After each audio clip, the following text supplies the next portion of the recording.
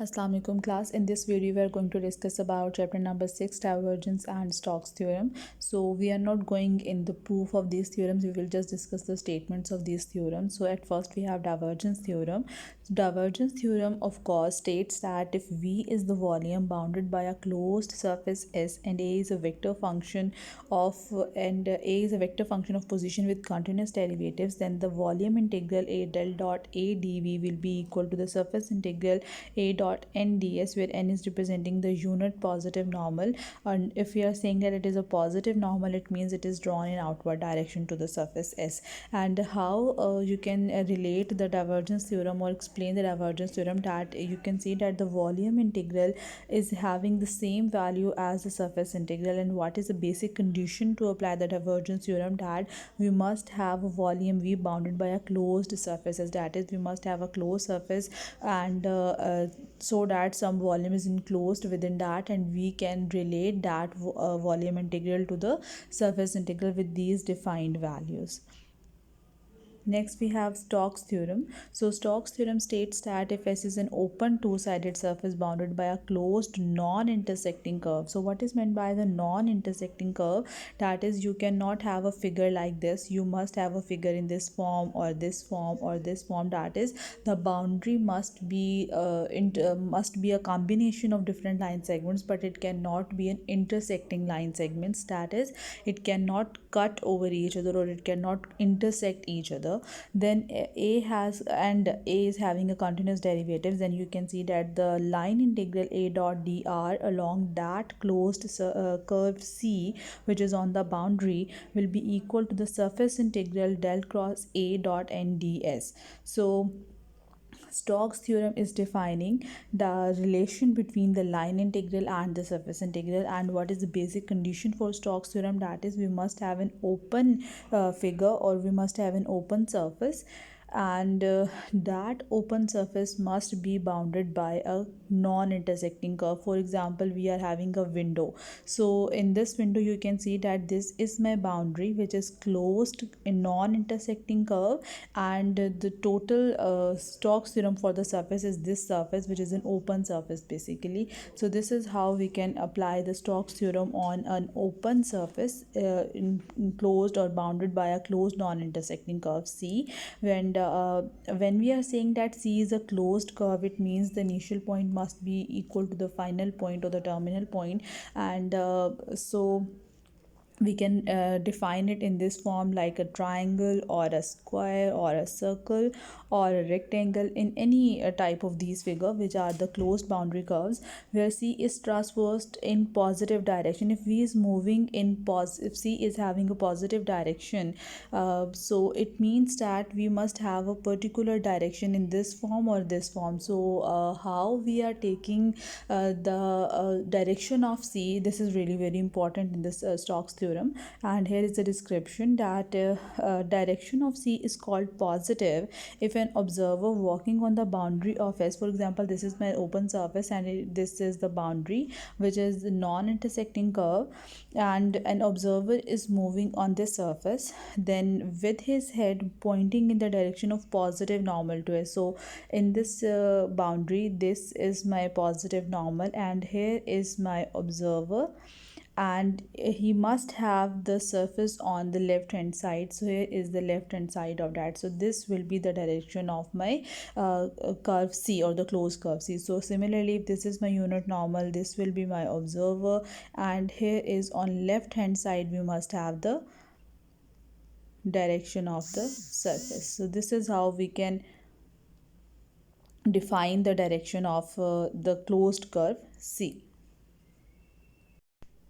Here you can see that we are having a closed curve C, open figure. Here is a unit normal, and if an observer is walking on the surface or on the boundary with his head pointing towards the unit normal, then the surface must be on the left hand side. So here is the direction of the surface, which is named to be the positive direction. Now you can see that the Stokes theorem evaluates the flux going through a single surface, while the divergence theorem evaluates the flux going in and out of a solid through its surfaces, because when we apply the divergence theorem, we are having a closed figure or a closed surface. So it means that it is evaluating the flux going in and out of a solid through the surfaces, while for the Stokes theorem we are having an open surface.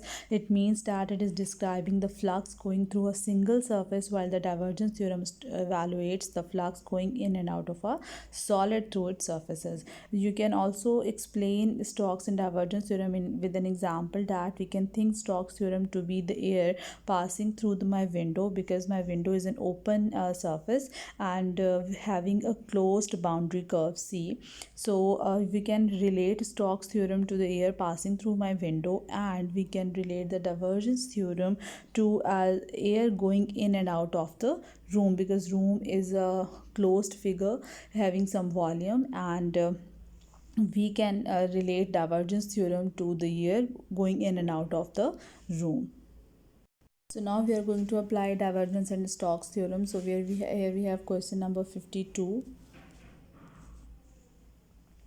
Evaluate the surface integral f dot n ds, where f is defined to be the vector and s is the surface of parallel pipe bounded by x is equal to 0, y is equal to 0, z is equal to 0, x is equal to 2, y is equal to 1, and z is equal to 3. Now you can see that this question is just like we have discussed about the cube. The basic difference is that in case of cube, x, y, and z were having the same values, while these were having the same values, while for the parallel pipe you can see that x, y, and z are having different values. So this is the basic difference between this question and the previous questions that we have performed.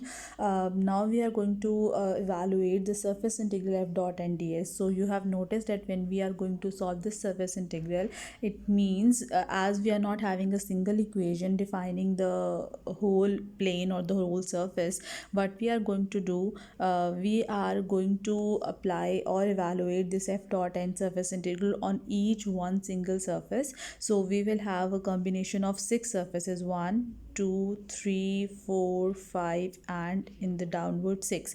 So rather than to evaluate the surface integral f dot n ds over 6 surfaces and then we are going to add those surfaces, we can simply apply the divergence theorem, which can define this surface integral in terms of the volume integral. And we can apply divergence theorem because we are having a closed curve, we are having a volume bounded by a closed curve C, closed surface C. So the divergence theorem is stating that the surface integral f dot n ds will be equal to the volume integral del dot f dv. So at first we will find out del dot f, that is we are just taking the dot product with del operator. So we will take the partial derivative with respect to x of the I component, partial derivative with respect to y of the j component, and partial derivative with respect to z of the last component.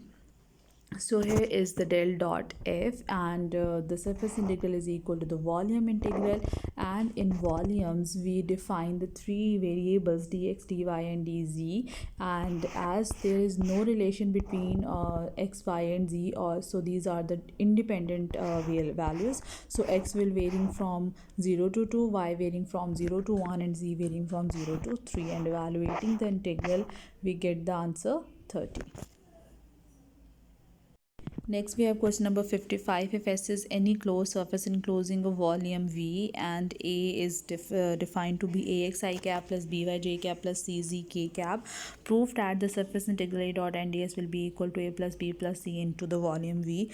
So here we are going to apply the divergence theorem because we are having a closed surface and enclosing a volume V. So divergence theorem states that the surface integral A dot n ds will be equal to the volume integral of divergence of V dV. So the divergence of this A will be equal to A plus B plus C dV, and obviously we can take this constant term out of the integral, and integral of 1 over the volume V will be equal to the volume. So A plus B plus C into the volume V is the final answer.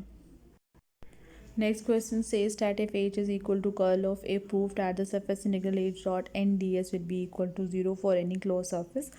So again we are having a closed surface, so we can apply the divergence theorem. So the surface integral of h dot n ds will be equal to the volume integral del dot h dv. So del dot here h is equal to curl of a, that is del cross a, and we know that whenever we are having a repetition of vectors in scalar triple product, the answer is equal to 0. So it means that we are going to have zero volume in this case, or the zero answer in this case.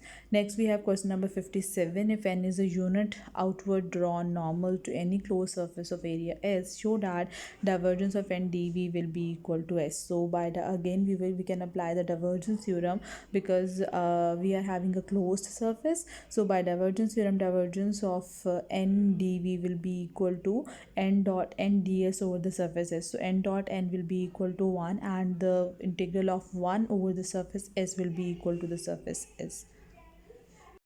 Next we have question number 64. Verify the Stokes theorem for the given vector field F, where S is the surface of the region bounded by x is equal to 0, y is equal to 0, z is equal to 0, and 2x plus y plus z is equal to 8, which is not included in the xz plane. So in the previous questions we say that it is included in the first octant VR. So but now we are saying that this portion is not included in the xz plane. It means we are having an open surface, so we can apply the Stokes theorem now. Now the Stokes theorem says that the integral or line integral f dot dr will be equal to the surface integral del cross f dot n ds. So at first we are going to evaluate the line integral, as we are having a surface in this form. And for the Stokes theorem, we know that whenever we talk about the line integral or a closed line integral, we have to follow a particular direction of the curve. So here we are having a triangle form. So in this triangle you can see that this is my unit normal, and if an observer is pointing towards the unit normal, then then the surface must be on his left hand side. So here is the direction of my surface in this form. So that is, we are having a combination of three simple lines. The first one is enclosing the point 400 to the point 080, then it is moving to the point 004, and the last one is moving the point for 400. So here we are having the line integral. We can solve it by the previous methods as we have solved, and then by adding all the line segments or all the line integrals, we get the answer 32/3. And here we have the second part, in which we have to show that it has the same answer as the line integral previously solved. So it will be equal to the surface integral del cross f dot n ds, and the portion is not included in the xz plane. So here you can see that we are having an open curve, or we are having an open figure. So we can apply the Stokes theorem over the surface as ds is equal to dx dy over n dot k. We are taking its image in the xy plane, and then del cross f will be defined in this form, that is x square I cap minus j cap, and this the coefficient is 2xy minus x plus 0 k cap. And for unit ds we must have the unit normal, and for unit normal we take the derivative of the given equation of the curve. So the divergence, so the gradient of that function will be equal to 2 I cap plus j cap plus 2 k cap. Here is the magnitude, which is 3. So unit normal is equal to 1/3,212. So we are simply going to apply del cross f dot n, and then we will apply the limits. Now for the limits, you can see that x, y and z are not independent, these are dependent on each other. So that's why we are defining first variable in terms of the second. So we are taking y varying from 0 to 8 minus 2x, and obviously x must have a finite limit 0 to 4, and the final answer will be evaluated by using the integrals, and it's also equal to 32/3 as previously solved. Thank you so much.